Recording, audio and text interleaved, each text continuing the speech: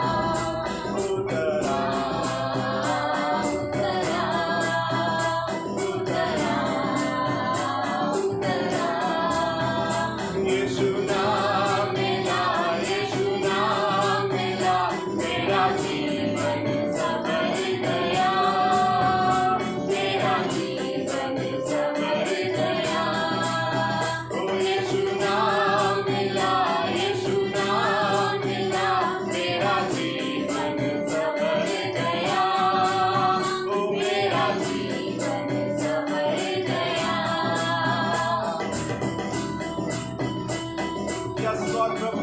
जब से हमको नाम मिला पिता, हमारा जीवन संवर गया पिता, इसलिए हम मिलकर आपकी आराधना करते हैं, आपके नाम को ऊंचा उठाते हैं प्रभु और कहते हैं यीशु नाम मिला, मेरा जीवन संवर गया प्रभु। हम आपकी आराधना करते हैं। मेरा नाम तो लेता है, वो जिंदगी पाता है। मेरा नाम तो लेता है, वो जिंदगी पाता है। मेरी राहों पे चलकर तू इनाम में पाता है।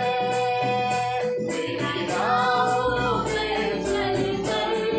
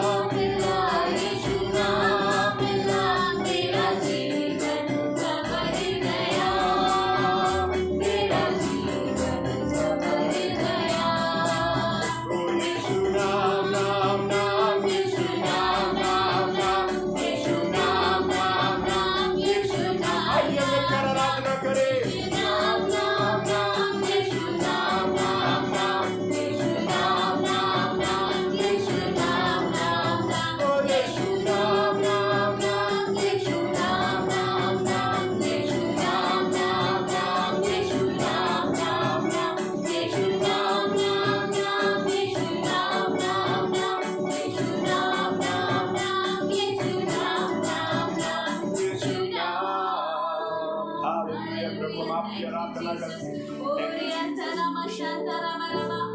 थैंक यू लॉर्ड फादर, धन्यवाद हो प्रभु जी। आप धन्यवाद देते खुदा मनीष राजा, सच में प्रभु जब से हमें यीशु नाम मिला प्रभु हमारा जीवन संवर गया खुदा मनीष राजा।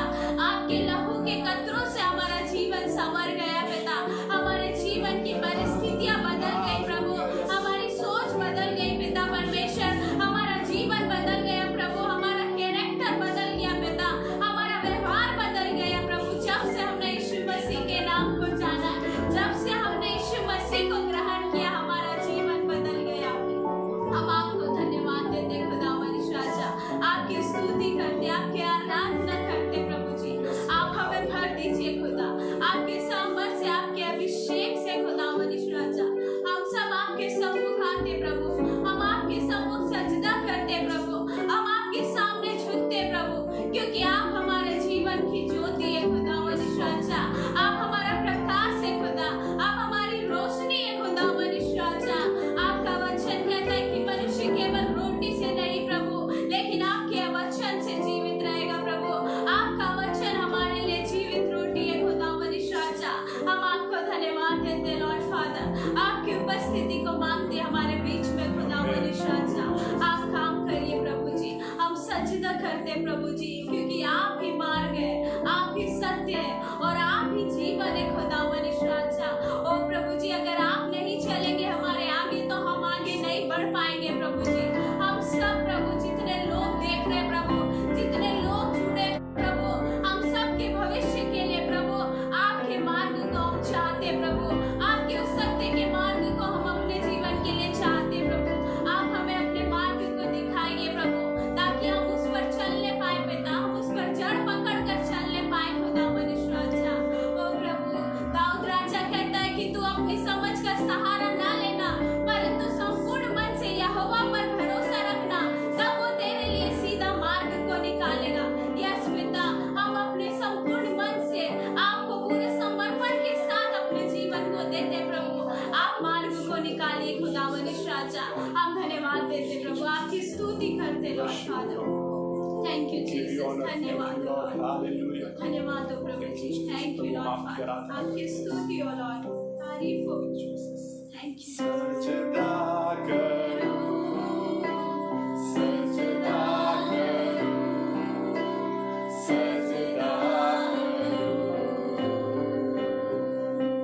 सजदा करूं, सजदा करूं, सजदा करूं, सजदा करूं। तू ही मार्ग है, तू ही सत्य है, तू ही जीवन है मेरा प्रभु। तू ही मार्ग है, तू ही सत्य है, तू ही जीवन है मेरा प्रभु। तू ही मार्ग है, तू ही सत्य है, तू ही जीवन है मेरा प्रभु। तू ही मार्ग है, तू ही सत्य है, तू ही जीवन है मेरा प्रभु। सजदा करूं, सजदा करूं, सजदा करूं, सजदा करूं, सजदा करूं, सजदा करूं, सजदा करूं, सजदा करूं, सजदा करूं। तू ही ज्योति है, जीवन की रोटी है, मेरा हमराही मेरा प्रभु। आइए सब मिलकर। तू ही ज्योति है, जीवन की रोटी है, मेरा हमराही मेरा प्रभु। तू ही ज्योति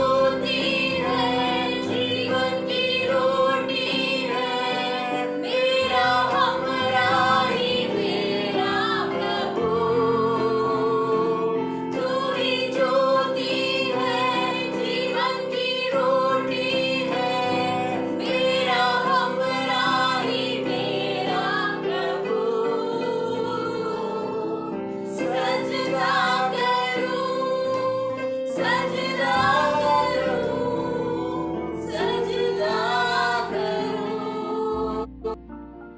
सजदा करूं, मैं सजदा करूं, सजदा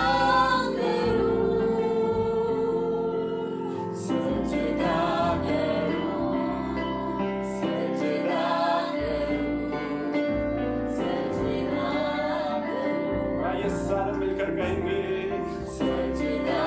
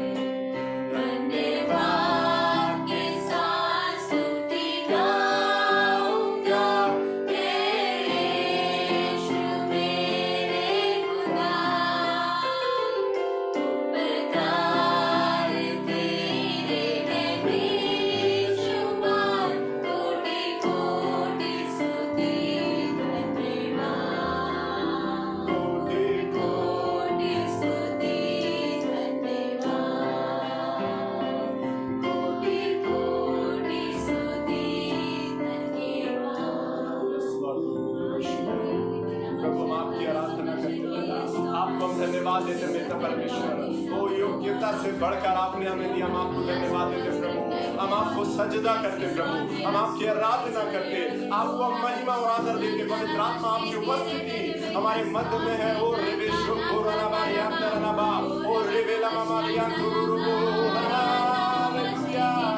ओ शादाराबा, ओ हालेलुया। पिता धन्यवाद देते, आपकी उपस्थिति में धन्यवाद देते पिता। ये सुंदर समय आप हमारे मध्य में प्रभु, आपको धन्यवाद देते। हमारी प्रार्थना मेरे पिता, ओ जब हम वचन की ओर अपने मन को लगाए, अपने ध्यान को लगाए, पवित्र आत्मा आप हमसे बात करें प्रभु। आपकी आवाज आज हम सुनने पाए पिता, हर एक को वचन छूने पाए और वचन के द्वारा हम आशीषित होने पाए पिता। ओ लॉर्ड, आप हमारी अगुवाई करिएगा पवित्र आत्मा। आगे के समय को पिता हम आपके हाथों में सौंपते हैं। सारी बातों में आदर महिमा हम आपको देते पिता। वचन में पवित्र आत्मा आप हमारी अगुवाई करिएगा। Thank you Lord Holi spirit. धन्यवाद, महिमा आदर आपको देते हैं। प्रार्थना यीशु मसीह के नाम से मांगते हैं, आमीन।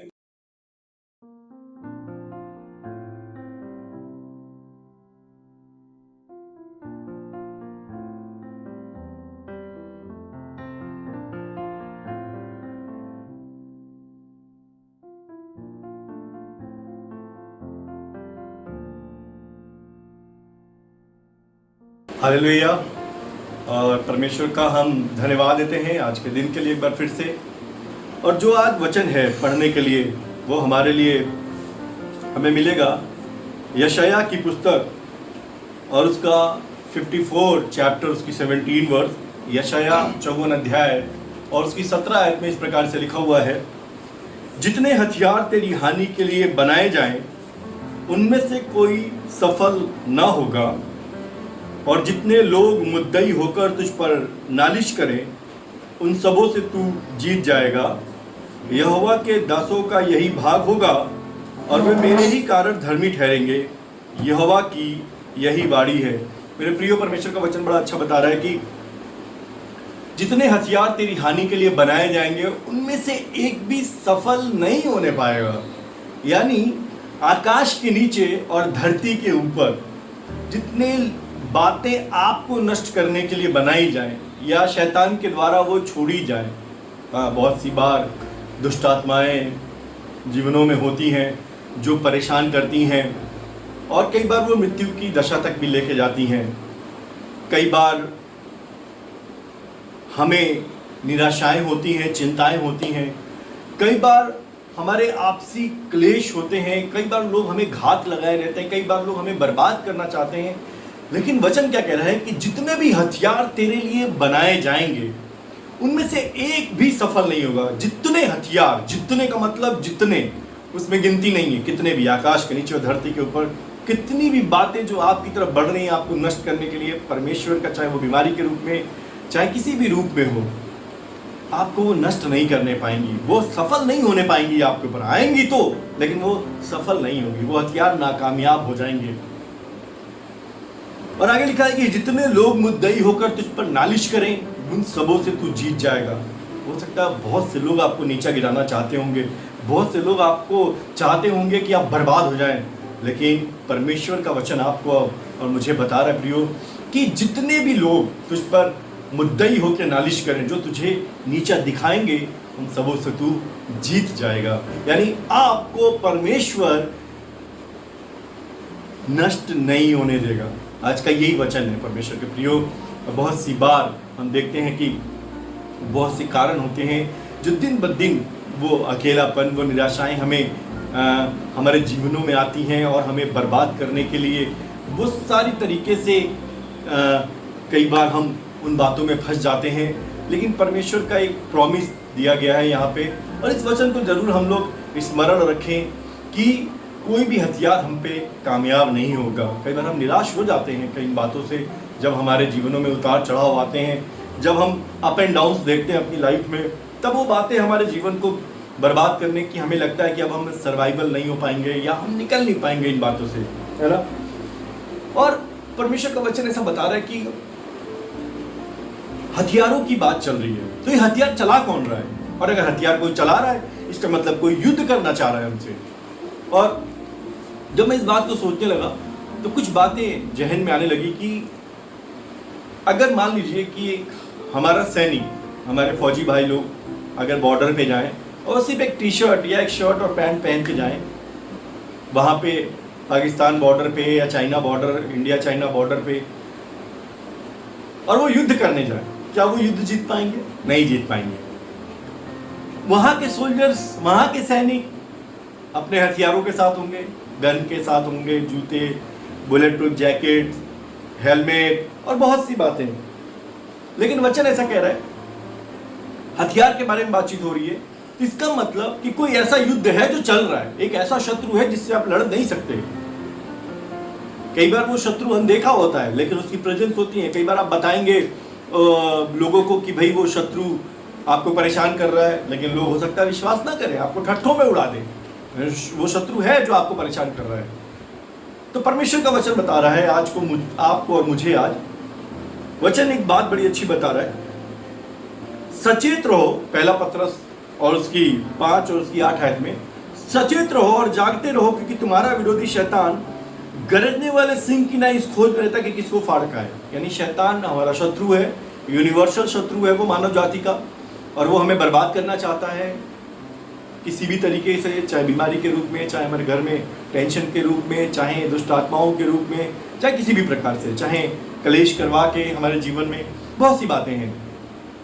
और वचन एक बात बता रहा है कि जागते रहो, सचेत रहो और जागते रहो, दोनों बातें बोल रहा, सचेत हो और जागते रहो क्योंकि तुम्हारा विरोधी शैतान में, हमारा विरोधी है वो, उसका कैरेक्टर यही है, वो हमारा विरोध करेगा, उसका चरित्र यही है, उसका काम यही है कि हमें बर्बाद करे। इस खोज में रहता कि किसको फाड़ का। यानी आप एक बात सोचिए कि आप किसी ऐसे सुरक्षित स्थान में हैं जिससे आप बाहर ना निकले। अगर आप बाहर निकले तो आपको वो फाड़ खाएगा, और वो सुरक्षित स्थान है क्या? और जब युद्ध के बारे में बातचीत हो रही है तो इसका मतलब आप बिना हथियारों के युद्ध नहीं कर सकते। यानी आप तो सिंपल पैंट शर्ट पहने हुए हैं, लेकिन कोई आप पे लगातार वार कर रहा है। उस वार से बचने के लिए आपको भी हथियार पहनना आवश्यक है। और आइए हम परमेश्वर के वचन से देखेंगे कि वो कौन से हथियार हैं जिसे मुझे और आपको पहनना आवश्यक है। मुझे बड़ा अच्छा जब लिखा हुआ है परमेश्वर का वचन कि जितने हथियार तेरी हानि के लिए बनाए जो सफल ना होंगे, और जितने मुद्दे तुझ पर नालिश करे उन सबों से तू जीत जाएगा।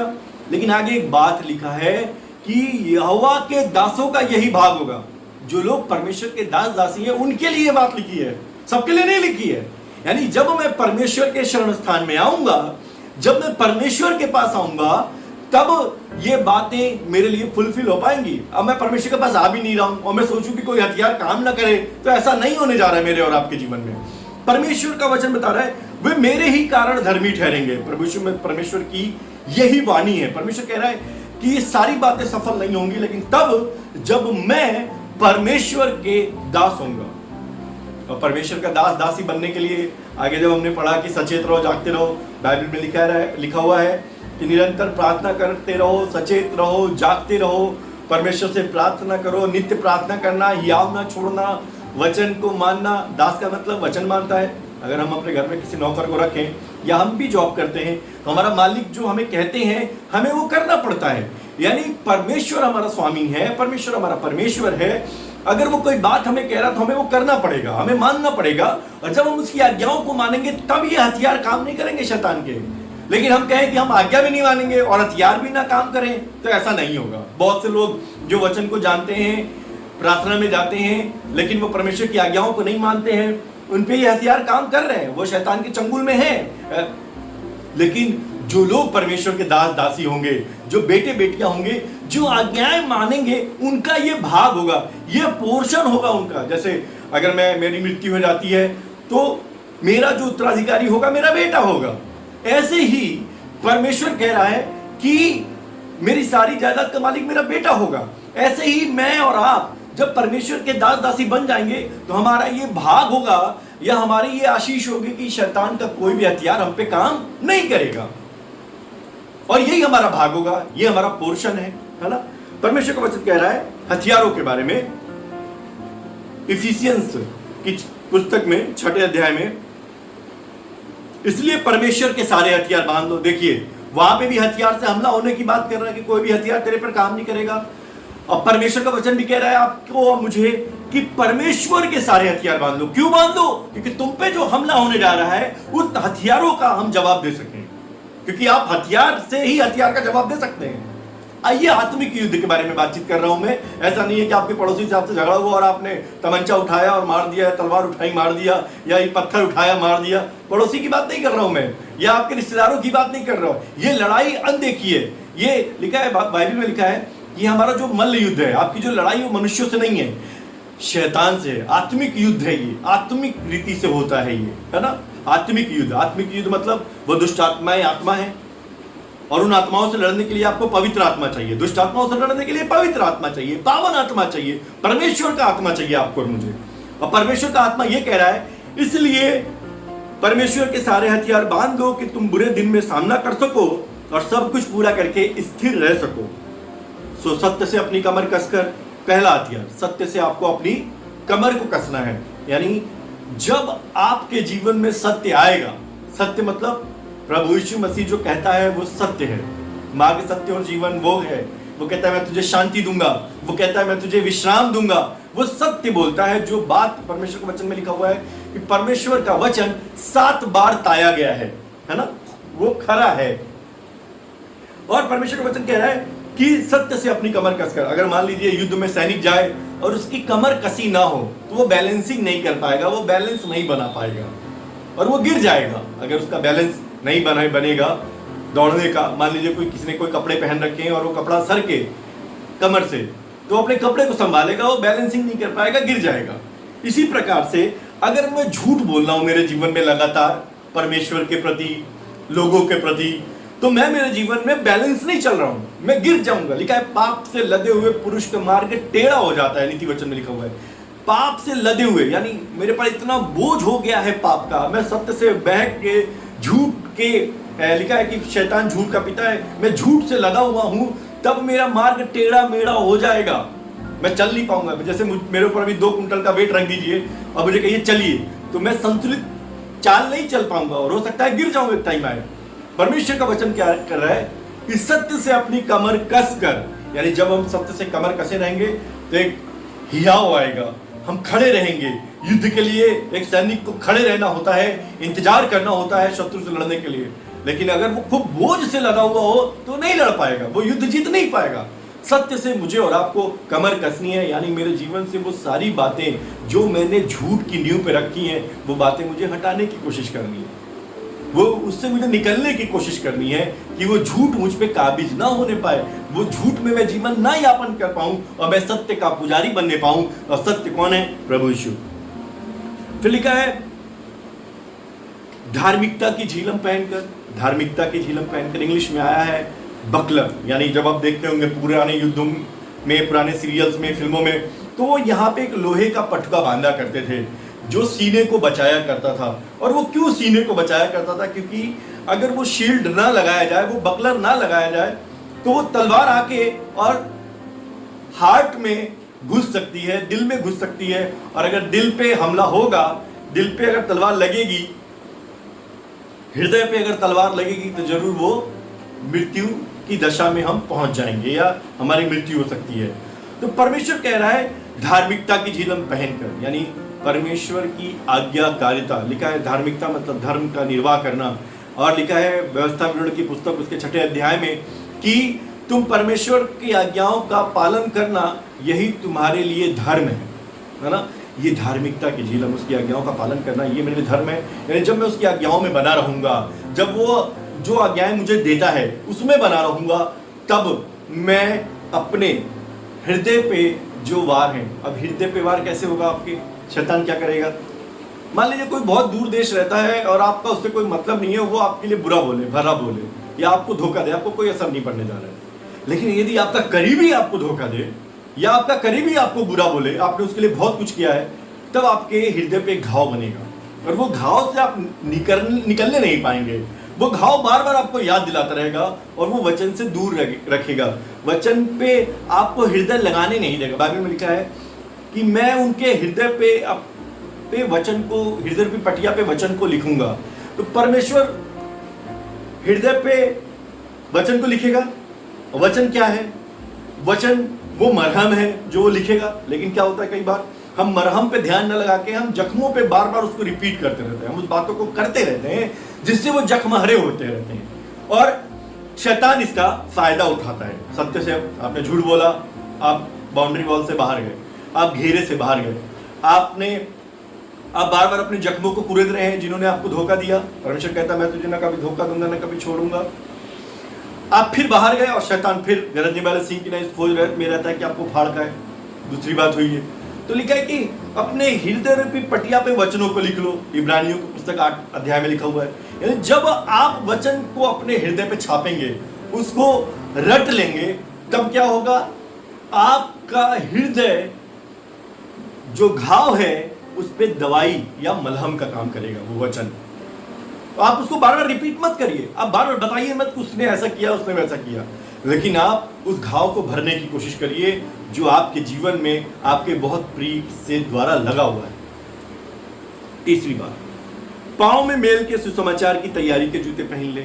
मेल के सुसमाचार की तैयारी के जूते मतलब मेल करना है। अगर मान लीजिए एक आर्मी, एक फौजी, आर्मी मैन, एक फौजी, अगर वो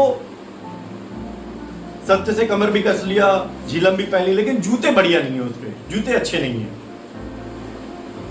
तो जूतों में कांटा चुभ सकता है, भैया वो दौड़ नहीं सकता स्पीड से। अगर जूते पहनेंगे ज्यादा स्पीड से दौड़ पाएंगे, चाहे कैसी भी जमीन उबड़ खाबड़ भी होगी, कंकड़ीली होगी, तब भी कंकड़ होंगे, तपती हुई जमीन होगी, अभी गर्मी का समय है, आप रोड पे नंगे पांव नहीं चल सकते, गर्म होगा बहुत ज्यादा, लेकिन जूते आपको आराम देते हैं उस समय में।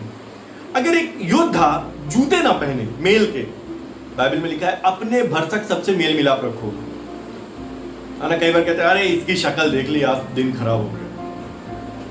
किसी के लिए आपके जीवन में इतनी नफरत भरी है कि आप उससे मेल नहीं करना चाहते, आप न उसे माफ करना चाहते हैं और न उसके साथ बैठ के बात करना चाहते हैं। वो नफरत शैतान ने वो बीज बोया। आपको पता होगा परमेश्वर के वचन में लिखा है कि बीज बोने वाले का दृष्टांत परमेश्वर ने भी बीज बोया, प्रभु यीशु मसीह ने, और लिखा है बैरी ने भी आके बीज बोया। आप वचन भी पढ़ रहे हैं और साथ साथ नफरत भी कर रहे हैं कि उसकी शक्ल मैं नहीं देख सकता, मैं नहीं देख सकती। आपने मेल के सुसमाचार के जूते नहीं पहने, यानी जब आप चलेंगे अपनी आशीषों की तरफ तब आप पहुंच नहीं पाएंगे, उसमें कांटे चुभते रहेंगे। बड़ा अगर ये मेल के सुसमाचार के जूते आपने नहीं पहने तो मसीही जीवन में चलना आपको बड़ा भारीपन लगने लगेगा। जैसे आप अगर जूते ना पहन के जाएं, कंकड़ पत्थर पे जाएं या जंगलों से होके जाएं, कांटे चुभेंगे, या रोड पे जाएं, तपती हुई जमीन है, आपको गर्मी लगेगी, लेकिन जूते पहने हुए तो आराम होगा। ऐसे ही मेल के सुसमाचार के जब जूते पहनेंगे आप, तब आत्मिक जीवन में आप दौड़ पाएंगे, आप युद्ध को कर पाएंगे, आप उन परिस्थितियों पे विजय प्राप्त कर पाएंगे। आप कांटा नहीं चुभेगा, सर्प भी नहीं डसेगा, क्योंकि बाइबल में लिखा है कि वो तेरे एड़ी को डसेगा और क्या कहते हैं तू उसके फन को कुचलेगा। तो अगर आपने जूते पहन रखे, आर्मी वालों के बूट होते हैं घुटनों से थोड़े नीचे तक, आपने देखा होगा, वो बूट पे सांप अगर काटेगा तो असर नहीं होगा। यानी सांप आपको अंदर नफरत का बीज बो के आपको डस रहा है, आपको आपकी एड़ी पे दूसरे के प्रति। अगर आप इससे हील हो जाते हैं, आप चंगे हो जाते हैं, आप मेल कर लेते हैं उस व्यक्ति से जिससे आप बहुत नफरत करते हैं, या आप उसको माफ कर देते हैं हृदय से, अपने दिल से, तब क्या होगा, वो जख्म भर जाएगा, वो आपको डस नहीं पाएगा, और जब उसका डस नहीं पाएगा तो उसका जहर नहीं फैलेगा और आप मृत्यु की दशा में नहीं रहेंगे। आत्मिक मृत्यु की बात कर रहा हूं मैं। ये नफरत हमें खाए जा रही है। आप तो नफरत कर रहे हैं, आप तो परेशान है उसके लिए, क्योंकि उसने आपके लिए दिल पे आपके चोट पहुंचाई और आपके अंदर नफरत पैदा हो गया, लेकिन वो आराम से घूम रहा है, वो आराम से घूम रही है, उनको कोई फर्क नहीं पड़ रहा है। लेकिन आप अपने जीवन के इस बेहतरीन समय को जो परमेश्वर ने आशीष के लिए ठहराई है, वो खो रहे हैं यहाँ पर में, है ना।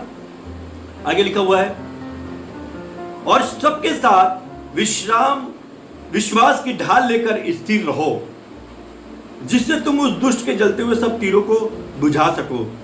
सत्य से अपनी कमर कस लिया आपने, धार्मिकता की झीलम पहन लिया आपने, पांव में मेल के सुसमाचार के जूते पहन लिए। अब ढाल हमारी बचाव के लिए होता है, कई बार उससे मारा भी जाता है। विश्वास की ढाल, विश्वास की ढाल।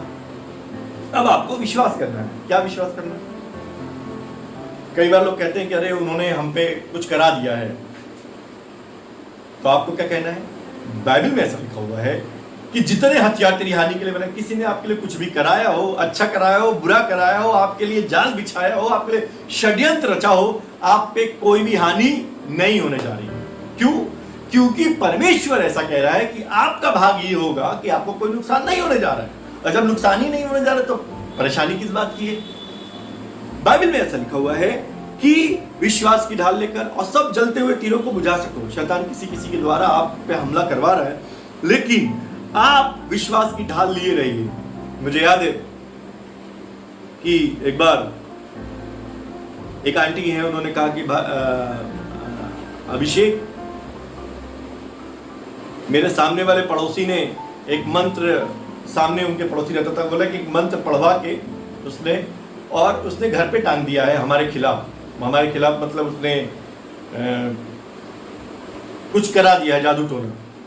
तो मैंने कहा कोई बात नहीं, आप एक काम करिए, आप भजन संहिता 23 लिख के उसने अपने गेट पे टांग दिया है कि आपकी तरफ वो जाए, आप भजन संहिता 23 या वो मेरा चरवाहा है लिख के और अपने गेट पे टांग दीजिए। जब वो आएगा दुष्ट आत्मा या वो तंत्र मंत्र जादू टोना, वो परमेश्वर से मुलाकात होगी, वो वापस चला जाएगा। और यकीन मानिए प्रियो, ऐसा ही हुआ। उनके घर पे कोई नुकसान नहीं हुआ, क्योंकि जो तंत्र मंत्र या जादू टोना उनके ऊपर हो रहा था, वो वचन से टकराता था और चला जाता था। ये विश्वास की ढाल है। इस विश्वास को मुझे करना है। आप बीमार हो गए, तब आपको क्या बताना है अपने आप को कि प्रभु यीशु मसीह ने कोड़े खाए, मैं चंगा हो जाऊं। ये वचन आपको बार बार बताते रहना है। आपको 110 बार याद आ रहा है कि मैं बीमार हूं, मैं बीमार हूं, मैं बीमार हूं, तो आपको 111 बार बताना है कि उसके कोड़े खाने से मैं चंगा हुआ हूं या चंगी हुई हूं। आपका कुछ भी आपके अंदर एब्नॉर्मलिटी महसूस होती है, आप परमेश्वर के वचन को बोलते रहिए। उस वचनों को उनके विरोध में लिखा है कि सब हो सकता है आप अकेलापन महसूस करते हो, तब आप वचन को बोलना शुरू करिए कि वो मुझे कभी ना छोड़ेगा ना कभी त्यागेगा। माँ छोड़ सकती है जन्मदिन में, लेकिन वो नहीं छोड़ेगा। ये विश्वास की ढाल है। आपको डर लग रहा है, आप लगातार वचन को बोलिए, मत डर, मैं यहाँ तेरे संग हूँ, इधर उधर मत था, क्योंकि मैं तेरा परमेश्वर हूँ, मैं तुझे दृढ़ करूंगा, तेरी सहायता करूंगा, धर्म में दाहिने हाथ से तुझे संभाले रहूंगा।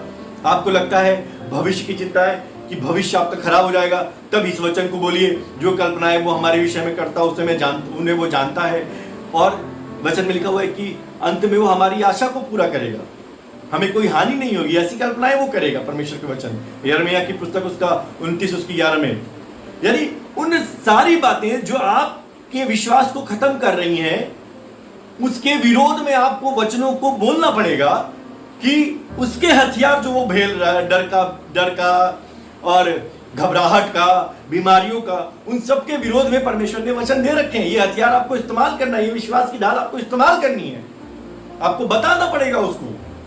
और फिर आगे वचन लिखा है, और उद्धार का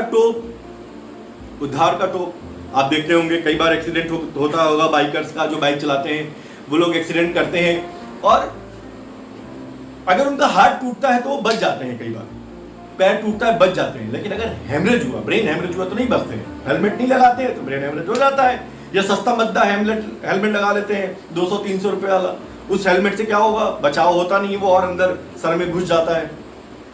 आपको अच्छी क्वालिटी का हेलमेट लगाना है। ऐसी वचन बता रहा है कि उद्धार का टोप, साल्वेशन का मतलब क्या होता है, उद्धार प्राप्त करना, यानी अपने पापों का अंगीकार करना, और सिर्फ अंगीकार न करना परंतु प्रभु यीशु मसीह के पास आ जाना, सच्चा पश्चाताप करके आ जाना। सच्चा पश्चाताप यही है कि हम आ जाएं, जैसे उड़ाऊ पुत्र ने किया और अपने पिता के पास आ गया। कई बार लोग कहते हैं हम तो पापी हैं, हम कैसे परमेश्वर के पास आ सकते हैं। नहीं जी, आप पापी हैं मान तो रहे हैं, लेकिन आप प्रभु यीशु मसीह के पास नहीं आ रहे हैं, तो फिर आपका उद्धार होना निश्चित नहीं है। उद्धार के लिए आपको पाप मानना भी पड़ेगा, प्रभु यीशु मसीह के पास आना भी पड़ेगा। लिखा है उद्धार का टोप कहाँ लगाते हैं, सर में। अब आपका मन चिंतित है, अकेलापन है, अवसाद है, डिप्रेशन है, आपका मन उसमें है, तब वचन में लिखा है, व्यवस्था की पुस्तक तेरे चित्त से उतरने ना पाए, तेरे मन से उतरने ना पाए, इसी में दिन रात ध्यान दिए रहना। यानी जब आपको अकेलापन लग रहा है, डिप्रेशन लग रहा है, उस समय वचन पे मनन करना, वचन पे ध्यान लगाना। क्यों लगाना है, तब आपका उद्धार का टोप, हेलमेट आपके सर पे रखा जाएगा, और ये हेलमेट आपको बचाएगा उस डिप्रेशन से। कई बार डिप्रेशन में लोग आत्महत्या कर लेते हैं, नींद की गोलियां खाने लगते हैं, उनका बीपी बढ़ना लगता है डिप्रेशन से, है ना, चिंता से। चिंता भी होती है, अभी पिछले सेशन में हमने बातचीत की थी कि जब चिंता होती है तो कई बीपी, शुगर और बहुत से ट्यूमर्स है जिनका कारण है, कई कैंसर है जिनका कारण है चिंता, एंजाइटी। चिंता बहुत सी बीमारियों में कॉमन है, कम से कम बहुत ज्यादा बीमारियां हैं जिसमें वो कॉमन कॉज है, और शैतान इसी से शुरुआत कराएगा आपका। तो उद्धार का टोप यानी वचन पे मन लगाना है। वैसे भी चिंता करके हम एक घड़ी भी तो बढ़ा नहीं सकते, वचन में लिखा हुआ है, तो हमें क्यों चिंता करनी। तो इससे अच्छा हम वचन पे मेडिटेट करें, और जब वचन पे मेडिटेट करेंगे तो हेलमेट रहेगा, और हेलमेट से हम बच जाएंगे। उद्धार का टोप यानी अपने पापों को मान के परमेश्वर के पास आके लगातार वचन पे संगति करें, क्योंकि लिखा है धन का धोखा और संसार की चिंता वचन को दबा देता है, यानी बीज को दबा देता है। आप सोचिए, आपने खेत में बीज बोया और किसी ने उस बीज को दबा दिया, बढ़ने नहीं दिया, झाड़ियों ने बढ़ने नहीं दिया, तो वो फलवंत नहीं होगा। इसी प्रकार से ये चिंताएं, आप जो वचन लगातार पढ़ रहे हैं, उससे जो संगति कर रहे हैं, उससे आपको जो प्रतिफल मिलना है वो दबा देता है। आप कह रहे मैं तो बहुत सालों से वचन पढ़ रहा हूं लेकिन कोई फायदा नहीं हो रहा। क्यों? क्योंकि आप लगातार चिंता भी कर रहे हैं, आप लगातार डिप्रेशन में भी हैं, आप लगातार चिंता पे सोच रहे हैं। इससे अच्छा आपको करना है लगातार वचन पे सोचना है। अपने मन को आपको ट्रेन करना पड़ेगा, आपको प्रशिक्षित करना पड़ेगा अपने मन को, जैसे दाऊद ने किया। भजन संहिता 103 में वो लगातार कह रहा है, हे मेरे मन यहोवा को धन्य कह, जो कुछ मुझ में उसके पवित्र नाम को धन्य कह। यानी दाऊद अपने मन को लगातार ट्रेन कर रहा है परमेश्वर के लिए, लगातार अपने मन को आज्ञा दे रहा है। आप और आपका मन अलग अलग बातें हैं। आपका मन कई बार आत्महत्या करने का करता होगा, लेकिन वो आपका मन नहीं, आपका मन कर रहा है, लेकिन आपका मन आप जो है वो नहीं करना चाहते हैं, क्योंकि अगर आप मर जाते हैं तो बहुत सी चीजें पीछे रह जाएंगी। ये विचार बहुत खतरनाक होते हैं जो शैतान के द्वारा दिए जाते हैं। आपको सुनना पड़ेगा कि ये कौन बात कर रहा है। अगर मरने की बात हो रही तो शैतान आपसे बातचीत कर रहा है, लेकिन प्रभु यीशु तो जीवन है, वो तो जीवन की बात करेगा, वो चंगाई की बात करेगा, वो आशा की बात करेगा, वो प्रेम की बात करेगा। शैतान बैर की बात करेगा, विरोध की बात करेगा, फूट की बात करेगा, वो आपके कान में आके बैठ के कहता रहेगा। लेकिन प्रभु यीशु कहेगा प्रेम करो, आनंदित रहो, संयम रखो और विश्वास करो। ये बातें पवित्र आत्मा के द्वारा आपसे की जाएंगी। पवित्र आत्मा के फल और शारीरिक फल दोनों आपको पता है। गलातियों की पुस्तक 5 उसके 18 से लेके 24 आज तक लिखा हुआ है। वचन ये कह रहा है कि उद्धार का टोप, साल्वेशन, उद्धार का टोप आपको पहनना पड़ेगा। और कैसे पहनेंगे? लगातार। वो कैसे आप पे तीर फेंकेगा जलते हुए? चिंताएं, डिप्रेशन, अकेलापन, धोखा। और आपको कैसे करना है? लगातार वचन पे मनन करना है। यही आपका हथियार है, उद्धार का टोप। इससे आपको बचना है, आपके मन को बचाना है आपको। आत्मा की तलवार जो परमेश्वर का वचन है ले लो। आप कह रहा है कि भाई हमने सब कुछ कर लिया, लेकिन अटैक भी तो करना है। अटैक करते रहना है आपको वचन से। कैसे? अब आपको कोई बीमारी आई तो आपको बताना है बीमारी को बताना है। जो भी बीमारी आप उसका नाम लीजिए। मुझे नहीं पता आपको हो सकता कौन सी बीमारी हो सकता हो कौन सी डिप्रेशन। आप वचनों को क्लेम करना शुरू करिए। कैसे? जैसे मान लीजिए मुझे कोई बीमारी है, कैंसर मान लेता हूं मैं। आप उस कैंसर को बताना शुरू करिए। क्या तुझे पता नहीं है कि मेरा शरीर परमेश्वर का मंदिर है, परमेश्वर का आत्मा मुझ में वास करता है, और वचन है कहता है जो कोई मुझे नाश करेगा परमेश्वर उसको नाश करेगा। ये बीमारी यीशु मसीह के नाम से चलेगी। ये आपको मुझे बोलना पड़ेगा। ये अटैकिंग मोड में इस वचन को तलवार की तरह इस्तेमाल करिए, क्योंकि वचन में लिखा है परमेश्वर का वचन जीवित, प्रबल और हर। बोलिए अपनी बीमारी को, बताइए कि मेरा शरीर परमेश्वर का मंदिर है। हो सकता है बहुत से लोग सुने तो उन्हें मूर्खता की बात लगे, अरे क्या है, ऐसे बोलने से बीमारी थोड़ी चली जाएगी। यकीन मानिए, लेकिन जो विश्वास करेगा, लिखा है उसके लिए सामर्थ्य का काम है। वचन पे विश्वास अगर हम करते हैं तो ये सामर्थ्य इसके द्वारा निकलेगा, और वो सामर्थ्य मेरे और आपके जीवन को स्थिर करेगा, आत्मिक रीति से भी, शारीरिक रीति से भी। और लिखा है हर समय और हर प्रकार से आत्मा में प्रार्थना और विनती करते रहो, इसलिए जागते रहो कि सब पवित्र लोगों के लिए भी विनती किया करो। यानी इन सब बातों में, डिप्रेशन, धोखे, नफरत, इन सब में शैतान हमारा समय बर्बाद कर रहा है। आपके जीवन का बहुत बड़ा हिस्सा बर्बाद करा चुका होगा, या हो सकता है अभी भी हम उसमें होंगे। लेकिन मुझे आपको निकलना पड़ेगा इन हथियारों के साथ। और अगर ये हथियार नहीं बांधे हमने, तो वो जिस हथियार से हमला करेगा वो असर होगा, वो हृदय पे हमला करेगा। आप देखिएगा कि जो जो बातें मैंने अभी आपसे शेयर की, अगर आप उनमें हैं तो शैतान वहीं आपको शिकार करेगा। कि सचेत रहो, जागते रहो, तुम्हारा विरोधी शैतान इस खोज में रहता है किसको फर्क है। इन बातों पे विश्वास करिए, इन बातों को करिए, और इसके विरोध में उन वचनों को याद करिए, वचन पे मनन करिए, क्योंकि अगर वचन पता रहेगा तभी आप उससे लड़ पाएंगे, युद्ध को जीत पाएंगे। लिखा है जीत पाएंगे। जितने हथियार, मैं फिर से पढ़ देता हूं, जितने हथियार तेरी हानि के लिए बनाए जाएं उनमें से कोई सफल ना होगा, और जितने लोग मुद्दई होकर तुझ पर नालिश करें उन सबों से तू जीत जाएगा। तब आप जीत जाएंगे जब आप परमेश्वर के दास होंगे, और आप परमेश्वर के अगर दास होंगे तो ये हथियार आपके पास होंगे, और आप आज्ञाकारिता में जीवन बिताएंगे। हालेलुया। परमेश्वर आप सबको आशीषित करे। आइए हम एक छोटी सी प्रार्थना में जाएंगे। धन्यवाद देते हैं महान दयालु पिता परमेश्वर सुंदर समय के लिए। सारे भाई बहनों ने जितने सुना, आप उनको अपने वचन से आशीषित करिए, वचन से भरिए, अनुग्रह करिए, दया करिए। सारा आदर महिमा आपको देते हैं, आपके लोह में ढापते हैं। कोई बीमार है, निराश है, चिंता में है, अकेलेपन में है, धोखे में है, बहुत से नफरतों के बीज बोए गए हैं, उन सब से आप छुटकारा दीजिए, आपके आनंद का हर्ष दीजिए, अनुग्रह करिए, दया करिए परमेश्वर। सारा आदर महिमा आपको देते हुए इस प्रार्थना को यीशु नासरी के नाम में मांगते हैं। सुनिए, ग्रहण करिए। आमीन। परमेश्वर आप सभी को आशीषित करिए।